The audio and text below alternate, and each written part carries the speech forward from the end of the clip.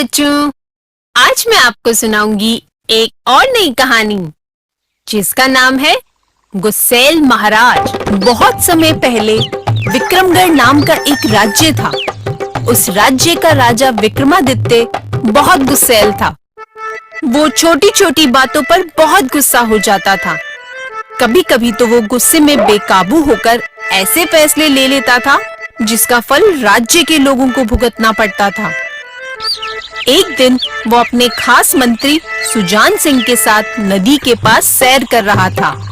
तभी उसने नदी को देखकर सुजान सिंह से पूछा, सुजान सिंह, ये नदी हमारे राज्य से होकर कहाँ जाती है? महाराज, ये नदी हमारे राज्य से होकर पूर्व के राज्यों में जाती है। अच्छा, और वहाँ के लोग इस नदी का क्या करते हैं?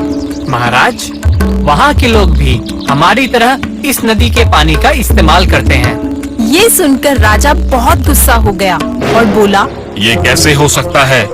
ये हमारी नदी है और कोई हमारी आज्ञा के बिना हमारी नदी का पानी इस्तेमाल नहीं कर सकता। विक्रमादित्य को गुस्से में देख सुजान सिंह डर गया। वो जानता था कि अगर जल्दी से महाराज का गुस्सा शांत नहीं हुआ तो वो गुस्से में जरूर कुछ न कुछ गलत कर बैठेंगे। इसलिए वो महाराज से बोला, महाराज, पर नदी का पानी तो। लेकिन महाराज सुजान सिंह की बात को बीच में ही काट कर बोले, सुजान सिंह, तुम आज ही राज्य की सीमा पर दीवार बनवा दो। आज से हमारी नदी का पानी पूर्व के राज्यों तक नहीं जाना चाहिए। ये सुनकर सुजान सिंह बहुत डर गया।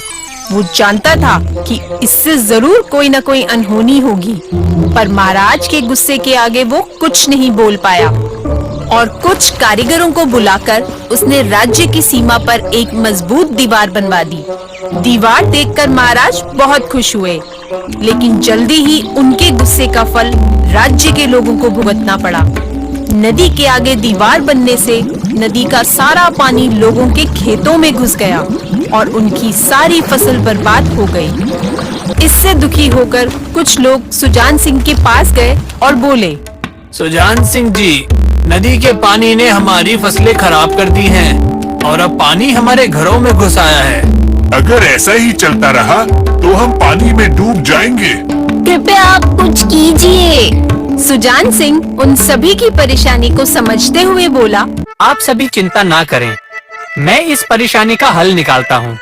सुजान सिंह का आश्वासन पाकर सभी लोग वहाँ से चले गए।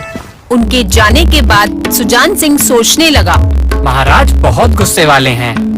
अगर मैं उन्हें समझाने गया तो वो मुझे ही मार डालेंगे।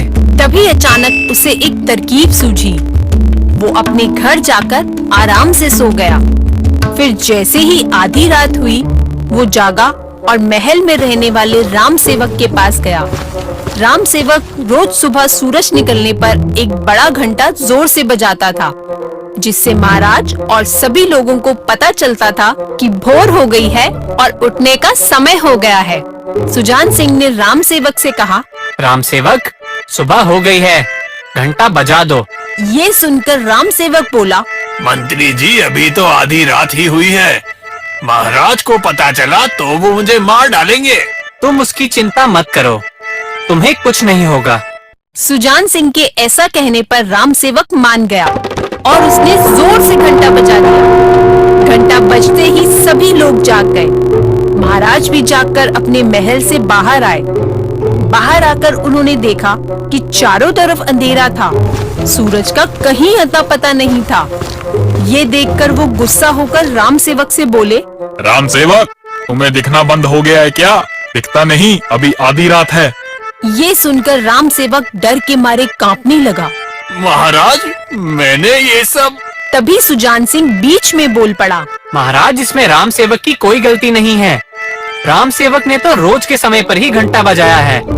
लगता है जैसे आपने पूर्व के राज्यों का पानी रोका है, वैसे ही वहाँ के लोगों ने उनकी दिशा से निकलने वाले सूरज को हमारे जंगल में आने से रोक दिया है।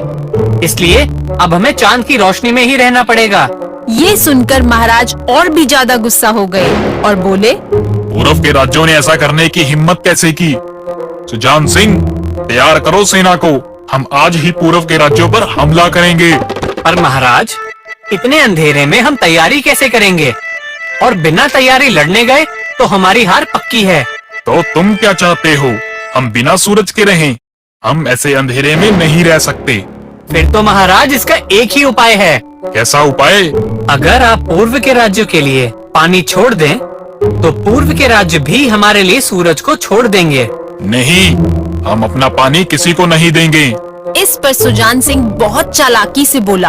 आपने बिल्कुल ठीक कहा महाराज, हम अपना पानी किसी को मुफ्त में नहीं देंगे, लेकिन नदी के पानी के बदले हम पूर्व के राज्यों से सूरज का व्यापार कर सकते हैं। विक्रमादित्य को सुजान सिंह का ये सुझाव बहुत अच्छा लगा। वो तुरंत मान गए। ठीक है सुजान सिंह, तुम जल्द ही ये दीवार तोड़वा दो और पूर्व के राज्यों को संदेश भेज दो कि आज से उन्हें हम अपना पानी देंगे और बदले में वो हमें सूरज की रोशनी देंगे। विक्रमादित्य के ऐसा कहते ही सुजान सिंह ने दीवार तोड़वा दी। जब तक दीवार टूटी, तब तक असली में सूरज के निकलने का समय हो गया। देखते ही देखते सूरज की रोशनी पूरे राज्य में फैल गई और नदी का सारा पानी खेतों और घरों से निकलकर बहता हुआ पूर्व के राज्यों की तरफ चला गया और नदी फिर से पहले जैसी बहने लगी। तो बच्चों, इस कहानी से हमें ये शिक्षा मिलती है कि हर परेशानी का कोई ना कोई हल जरूर होता है।